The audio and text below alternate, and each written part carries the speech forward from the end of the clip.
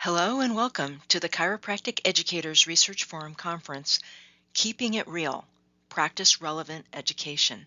Our aim during this conference is to take an in-depth look at issues surrounding practice-relevant skills, knowledge, and attitudes throughout education programs. As educators, it is our responsibility to prepare our graduates for practice. We must keep in mind the end product and what we are producing. Healthcare providers. Our graduates must be able to demonstrate competency in relevant knowledge, skills, and attitudes to practicing healthcare in a professional, person-centered, and evidence-based manner. We recognize that we face constraints as we consider the content of our curricula. Our regional legislation or regulations may dictate the scope of practice. The length of our curricula determines how much we can include in our programs. As well, we face other factors such as costs and faculty availability. Thus, we must be especially thoughtful as we prepare and integrate essential practice-relevant skills, knowledge, and attitudes throughout our courses and programs. As educators, we must work together to keep education real, and we need to work with the end in mind. As we approach our teaching in the clinic and classroom, and as we consider our curricula, we must envision what we want our graduates to look like when they are in practice. Although we may not agree on every detail, if we keep our focus on what is best for our students and ultimately their patients, we will be sure to keep our education real and practice relevant.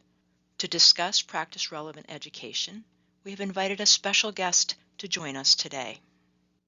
Our keynote speaker for this session is Dr. Richard Brown, who has held the office of World Federation of Chiropractic Secretary General since 2015.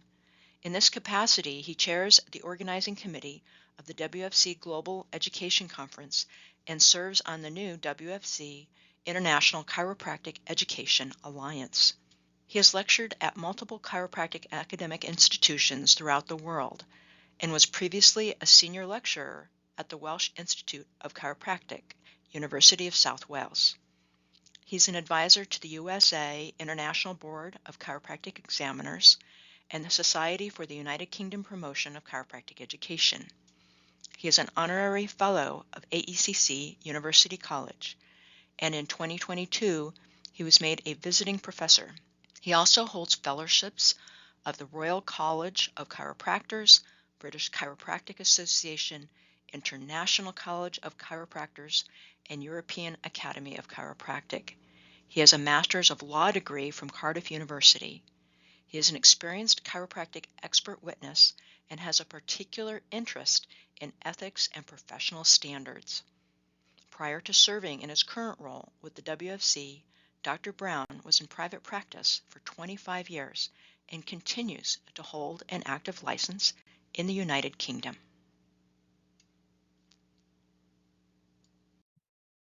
Richard, I cannot imagine a better person to be joining us today to talk about these important issues. So thank you so much for joining us. Well, thank you very much for having me, Claire. It's a pleasure to be here, and hello, everyone. I'll have some questions for you. Our time is limited, so I'm just going to get right to it. Try to gain some of your wisdom. You've been through so much, you see so much. One of our goals as health professionals, education, is to produce the best possible healthcare professionals, of course. And as somebody watches over the World Federation of Chiropractic, you get to see chiropractic practice in many different regions, different perspectives that most of us educators don't really even get a chance to see. As we're thinking about how we go about improving practice-relevant education, would you be able to identify if chiropractic education has any blind spots? Like, is there anything we're not aware of that we really should be paying attention to, especially as it relates to practice-relevant education? What are your thoughts? Well, thank you for that question, Claire. I think there are a number of things that we can point to when it comes to blind spots. That's not to say we should be overly critical, because obviously as a profession we have some excellent educational institutions. I think one of the core ways of answering this question is to perhaps look at what may be seen as sometimes a disconnect between understanding what we want chiropractors to look like versus what the needs and expectations of patients and the public might be.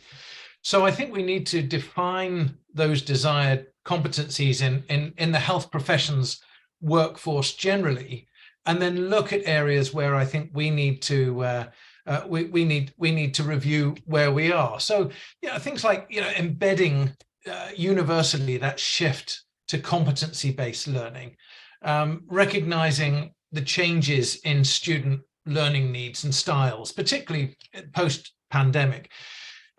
Linking education to global considerations. We now know that students, in repeated surveys, students express a desire for global portability. They want to be able to practice in an area that's different from their own. So things like a focus on social determinants of health, the conditions in which people are born, grow, live, work, and die, and things like universal health coverage. I think these are important things. Interprofessional education. We're moving towards an environment where there is much more a desire and an expectation that health professionals work and understand what each other do, and really understanding and defining expectations in relation to the best evidence and the emerging evidence, particularly around curricular development. And curricular hypertrophy is not an expression I've heard before, but I do like it. I think there is there is an issue that we face. It may affect other health professions, but I think it's important in healthcare education that we don't spend too much time looking in the rearview mirror, but perhaps a little more time focusing on the horizon and doing some horizon scanning, seeing what's coming down the track, seeing what patients want, policymakers want, other health professions are expecting. And of course, with that goes an understanding of equity, diversity, and inclusion in chiropractic education, and a global commitment to that. So really, it's about understanding those public expectations, individual learning pathways, and also issues around public health and health promotion, which perhaps we've not spent as much time as we should have, and perhaps we don't spend enough time. And I know that's a subject, as the chair of the WFC's Public Health Committee, that is an area that's dear to your heart. Oh, absolutely, it is. And some follow-up questions, if you don't mind. You mentioned the importance of the public and people, and I absolutely agree with you. Question that runs across my mind is, many people have never been to a chiropractor before, so they maybe haven't been exposed to what chiropractors or chiropractic is. Maybe some of them have been exposed to negative chiropractic propaganda, or generated either from within the profession or outside of the profession. So we're talking about having the public giving input as to where we go, but maybe they're not as well informed as they could be. Why is the public opinion valuable? Why do you think that's so valuable? And do we really, as educators, need to consider the input from patients and the public? Well, absolutely. It's patients and the public that ultimately drive our success as a profession. And the perceptions that people get in and around chiropractic will drive their understanding, will drive their expectations. So we ignore patients and the public at our peril. And of course, the public can include governments, government agencies, policymakers. So, these are the people who are going to make the laws that create our working environment ultimately. So if we don't listen to those, or we don't seek out their advice and seek out what their perceptions are, then we will find ourselves A, being dictated to, B, we will be perceived by the lowest common denominator. And we've all seen those YouTube videos that we would rather wish we'd not seen. But we don't want to be defined by the lowest common denominator. We need to strive for excellence in everything we do. And of course, we are defined by the standard and level of our education. That's really going to be the foundation stone. So patients are better informed. That's another reason. Patients come to us. We're naive as practitioners if we don't think that patients haven't looked us up on social media before they've come to see us. It's a universal thing. The role of the media is important, and that really reflects public opinion in many respects. So we need to be listening to the public and gauge those perceptions. We need to understand what it is that drives anti-chiropractic propaganda and tackle that head on. And if we want to understand, where patients are coming from, sometimes a good place to start is to look at disciplinary hearings, look at public hearings, where certainly in the UK, patients have no skin in the game when it comes to compensation, because there's no compensation mechanism in public hearings, public professional hearings. But look at the things that they find objectionable and look at tackling those. So if we don't listen to the public, we will be in deep trouble. And so, having their voices as part of what we do is absolutely fundamental. I think you made a very good argument for that. So with that as an important task, if we're going to engage patients and the public in answering questions about what they would see as an ideal chiropractor, what do you recommend? How would we as educators, so, CERF is this educational community, how would we as educators go about doing this? Well, any thoughts on that? Ask them. Ask patients, ask politicians, ask experts. Certainly, it's my experience that educators are very perceptive. They have a close ear to the ground in what's going on. They have contacts within their community, within the rest of the education community. So reaching out and asking is the best way to do it. We might not like all the answers we get, but we should ask them nevertheless. So we should ask, patients in outpatient clinics. We have outpatient clinics in our educational institutions. Really get a sense of not just do you feel better, but what was your experience like? Are we actually producing practice-ready, practice-relevant providers, or was there a focus that wasn't as relevant? So, let's use the data from patients who are attending our educational institution outpatients clinics, and ask other professions educators. I think in education, I think making sure that we have adequate representation of patient voices on boards is another way of achieving this. So I think that's another area. Have patient representatives and conduct interviews, surveys, outpatient questionnaires, as I say, and find out what they really think. It would be very interesting to see if there would be a difference in world regions. Let's say we had a group effort across all of our educational institutions to collect some of that information to see if there's a common thread, if there's regional needs. I think that would be interesting. You've kind of already touched on what would be required to make that a successful effort. Do you have any other comments on what we could do as educators in that way to make those efforts successful? Well, with these surveys, with questionnaires, with feedback, it's all very well to ask and get the feedback. But obviously, where the rubber hits the road is what are the changes likely to come from them. So will it prompt a review of the curricula? Will it prompt a change in teaching methods, in practice styles, in curricular content? Is there a joined up conversation going on the back of these consultations between accreditation agencies, testing agencies, and educational institutions? Because there is a continuum, and one will say, well, they teach to the testing, they teach to the accreditation, but is the accreditation keeping pace with the changes in the evidence? Is it keeping pace with the changes in developments around the world? Is it keeping pace with social determinants of health and the need to level up the provision of healthcare globally with universal health coverage in various countries? Is there a joined up conversation going on? And is the rubber going to hit the road when it comes to making meaningful changes? So I think that's important. That's an important requirement to make the effort successful. Global consistency is another one. And consistency, it was obviously the topic of the last education conference, WFC Education Conference. So we need to have consistency. We can't have chiropractic education in one part of the world looking completely different from another. So that means harmonization of not just the educators, but also of the accreditation agencies. And obviously that's the role of CCEI, is to have those conversations, but we need global consistency so that chiropractors in one part of the world don't look diametrically opposite to chiropractors in another. And I would say, with my WFC hat on, attention paying attention to those consensus statements. You know, at every chiropractic education conference, we develop consensus statements. But the question is, are they being acted upon? And that's a big question to ask. How many people have actually, you know, looked at our consensus statements arising out of the last education conference and said, right, we're going to make some meaningful changes as a consequence of this?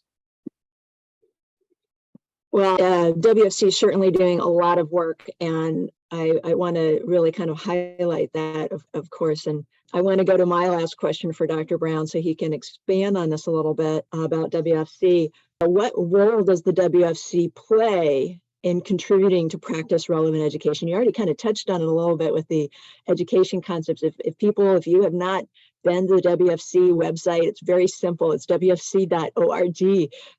Go there. A lot of great information in there. Richard, what role does WFC play in contributing to practice relevant education?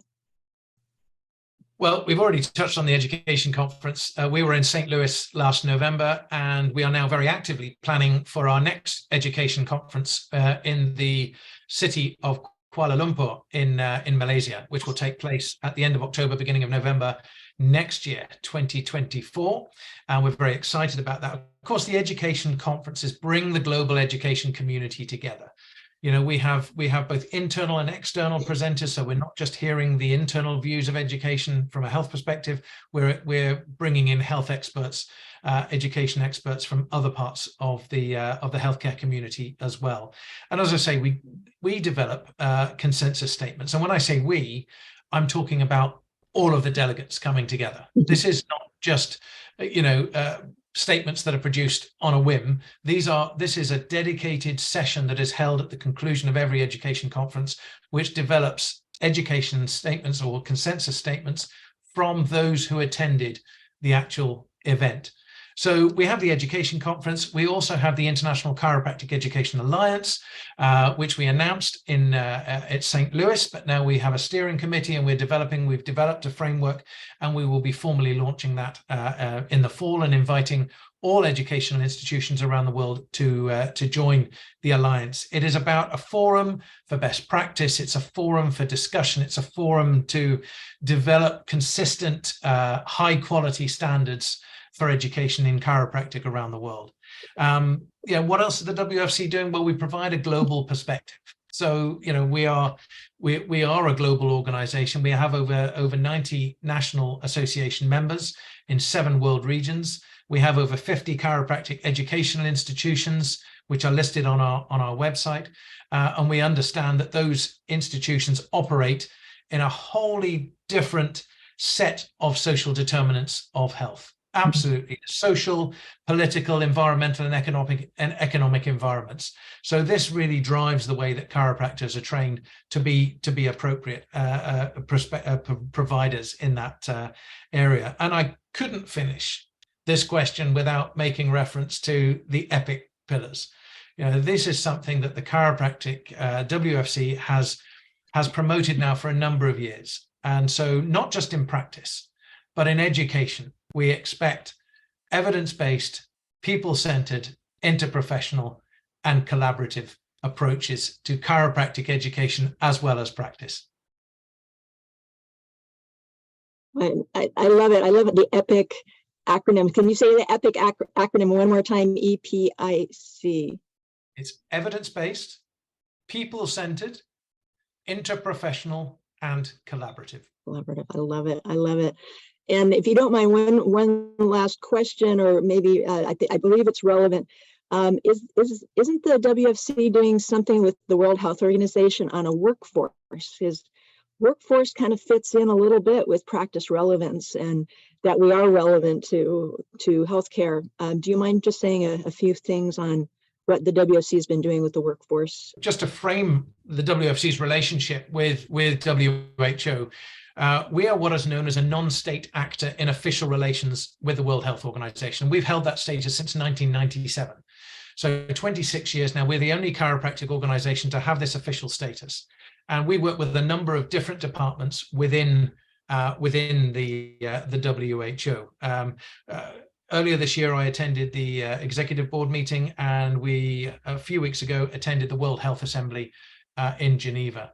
But we are currently involved in a benchmarking project. Back in 2005, the WHO published guidelines for basic training and safety in chiropractic, with the support of a number of very generous donors from the chiropractic profession. The WFC is now working to help facilitate through financing a WHO benchmark process for the training of chiropractors.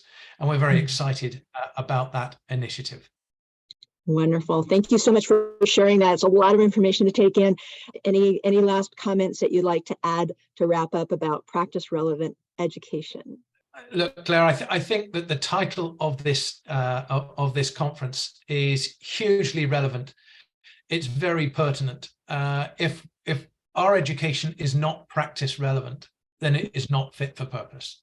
So it is absolutely fundamental that we are producing the very best chiropractors that we can produce, those who understand but also implement the best available evidence, who are consistently learning, and who are graduates who are committed to continuing professional development and recognizing that the end of your career as a student is not the end of your learning experience.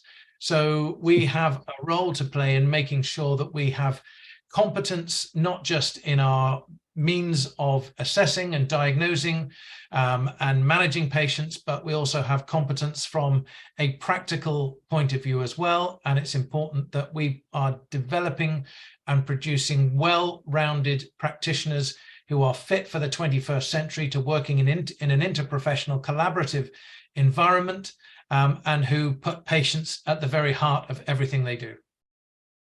Fantastic. Thank you so much, Richard, for joining us today. Really fabulous conversation talking about the future and all the wonderful work that the WFC has been doing